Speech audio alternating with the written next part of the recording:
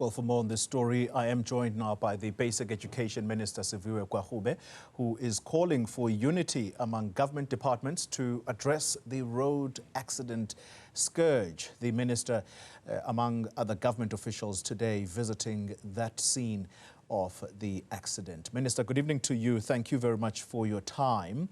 Let's begin with what you were told and what you witnessed yourself at the accident scene. Good evening, Oli. Firstly, I think it's very important to once again send our heartfelt condolences to the families that have lost loved ones, and our thoughts and prayers are going to the learners who are still recovering. A lot of them have sustained very serious injuries. I visited a number of them at the Middelburg hospital today, and they will be transferred to other hospitals, but they've sustained some serious injuries, and our thoughts and prayers are with them.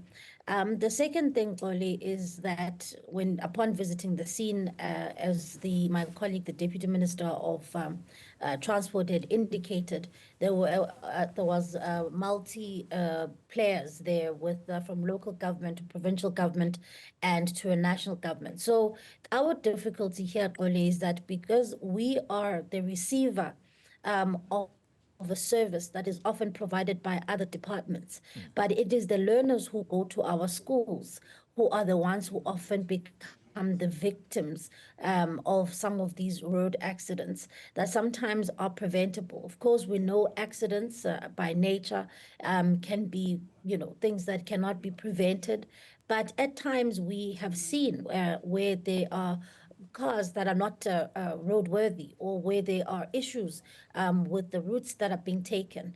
And our view here is that it's incredibly important that when I meet with the 9 MECs at the end of this month, that I table this formally in our forum to say that we need to bring other role players in government, in the provinces, to say, how do we reinforce each other so that we can keep learners safe? We should have law enforcement at various hotspots in the routes that buses are taking to make sure that there is compliance with rules of the road, because sometimes there can be issues with non-compliance, which can lead to road accidents. Yeah, you're prompting the scholar transport issue, Minister. I'd like to get to that in a minute.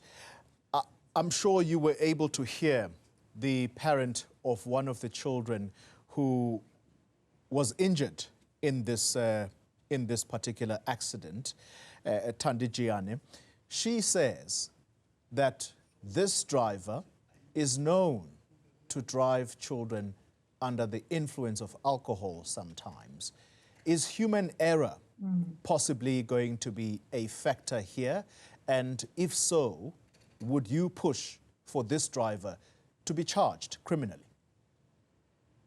Look, I think, Oli, simply put, I mean, if somebody was in the wrong and in investigation, and I'm glad that the Department of Transport is expediting this, if somebody has acted criminally and driving under the influence in South Africa, under the influence of any substance such as drugs or alcohol, is illegal. And if that in fact has been the case, then we have to make sure that our colleagues in South African police, that we make sure that this becomes a case that is an example to other people who are transporting learners to school, that you cannot play God with people's lives by acting irresponsibly. But I want to constrain myself to say, of course, if there has been evidence of wrongdoing on the side of the driver, then the law must take its course. But the law must be harsh. They must be harsh because, this is the second incident that has happened, at least in my term in office, which has been in 3 weeks. And so I cannot keep looking parents in the eye and simply saying this is not something that sits within the ambit of my department. That's why I think my colleagues must come on board with us. I cannot keep consoling parents who are losing 6-year-olds, 7-year-olds. And so if really there is proof, then the law must take its course. But we have to work together to make sure that our learners are kept safe. I'm glad you mentioned, Minister, that it is only 3 weeks that you've really been on the job, and already you have now visited a second accident scene where pupils have died, children of school-going age have died. What do you think is the long-term solution to this? Could it be that government must have a national school transport, and would you possibly be the guardian of that? Is that something that you will likely push for in terms of the law in South Africa? So one of the things that, as I've indicated to my office today, is that I want this formally tabled in what we call the Council of Education Ministers when we meet later this month, when we convene our first meeting. Because let me quickly explain. In some provinces, the departments have taken scholar transport under them. So the departments being the Department of Education, they've taken it under their ambit. In some provinces, you've got Public Works and Transport rolling out that service. In some places, it's a different department. So at the moment, it is up to provinces, because of course this is a concurrent function between myself and the provinces. It's up to provinces how that is rolled out. So my thinking is simply this, that there's no silver bullet to dealing with mass transportation of at least 9 or 10 million learners across the country. But the point I'm trying to make is that there has to be greater coordination between ourselves as the department, who have the learners, and our colleagues at a provincial level to say, how do we make sure that we are looking after, what is the licensing procedure for people who are scholar transport drivers? How often should their cars undergo roadworthy checks? What are the popular routes and what are the hotspots? And where can local law enforcement assist us in being in those local in those hotspots? How does visible policing help in those things?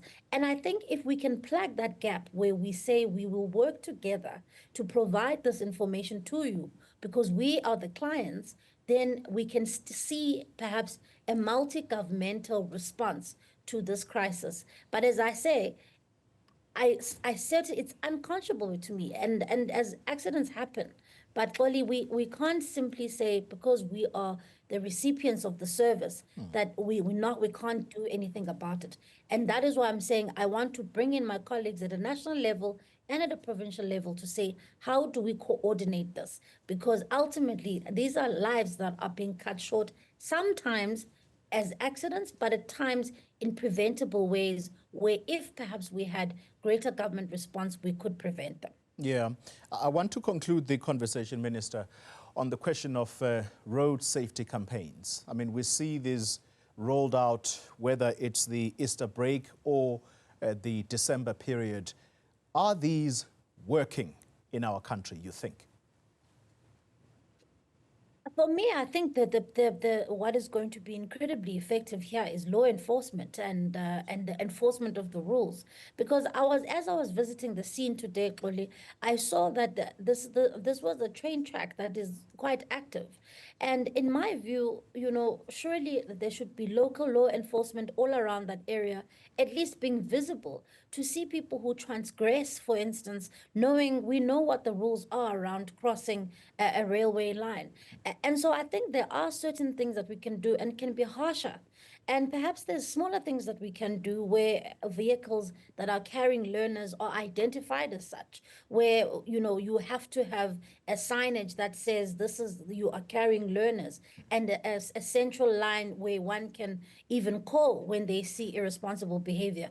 I am more pushing towards less about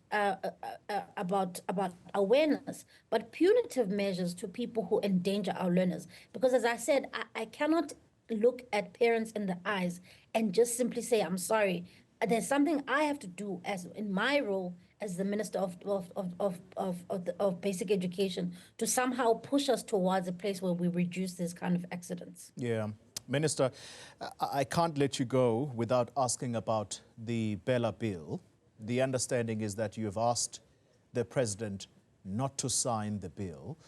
What is it that you as Minister, if you take your hat away as a DA leader and just focus specifically on you being Minister of Basic Education, what is it that makes you uncomfortable about this bill as it stands? Oli, I'm glad you insisted that I keep my hat as the Minister of Basic Education, because that is my comfort at this point, especially when I'm talking about the bill. The bill is currently before the president, and of course, he is still applying his mind. And I'm not lobbying the president.